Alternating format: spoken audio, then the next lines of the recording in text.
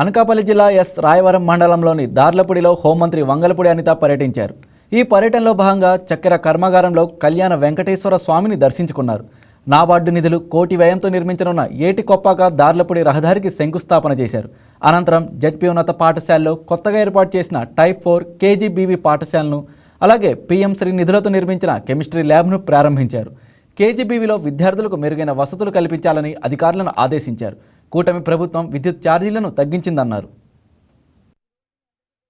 గౌరవ ముఖ్యమంత్రి గారు ఎన్డీఏ కూటమి తరపున ముఖ్యమంత్రి అయిన రోజు నుంచి కూడా ప్రతిపక్షంలో ఉన్నప్పుడు కూడా ఎట్టి పరిస్థితుల్లోని కూడా విద్యుత్ సంబంధించిన ఛార్జీలు పెంచబోమని చెప్పి ఆ రోజు కూడా మేమందరం కూడా మాటిచ్చున్నాం.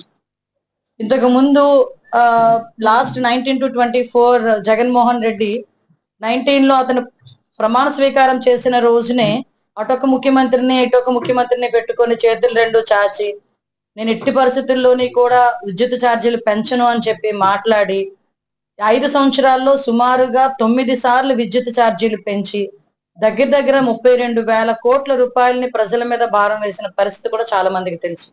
అంటే సుమారుగా ఈ రోజు ట్రూ అప్ ఛార్జెస్ అన్న వాటిని కూడా ఈ రోజు గవర్నమెంటే భరించి ఎక్కడా కూడా ప్రజల మీద భారం లేకుండా చూసుకున్న బాధ్యత కూడా తీసుకోవడమే కాకుండా true down first of all అమలు జరిగి ప్రతి యూనిట్ కి కూడా 13 పైసలు తగ్గించింది ఈ కూటమి ప్రభుత్వం. పైగా ఈ రోజు కూడా ఆ రోజు 2019లో గవర్నమెంట్ మేము అంటే జగన్మోహన్ రెడ్డి గవర్నమెంట్ వచ్చిన తర్వాత కూడా చూసుకుంటే దగ్గర అప్పటికీ కూడా మిగులు విద్యుత్ ఉన్నది. అయినప్పటికీ కూడా చాలా అధిక ధరలకి విద్యుత్ కొనుగోలు చేసి వాళ్ళ జేబులు నింపుకోవడానికి ప్రయత్నాలు చేసి సుమారుగా విద్యుత్ అన్నది వాళ్ళ తాలూకు ఆదాయ వనరుగా మార్చుకోవడమే కాకుండా దగ్గర 1,29,000 కోట్ల రూపాయలను అప్పుగా మిగిల్చిన పరిస్థితి లాస్ట్ గవర్నమెంట్ లో.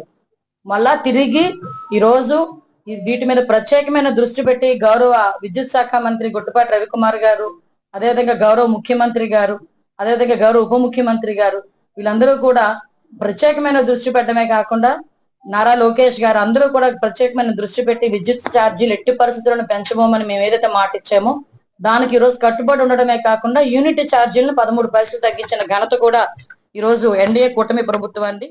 ఈ వీడియో మీకు నచ్చినట్లయితే లైక్ చేయండి, షేర్ చేయండి, మా ఛానల్ కి సబ్స్క్రైబ్ చేయండి.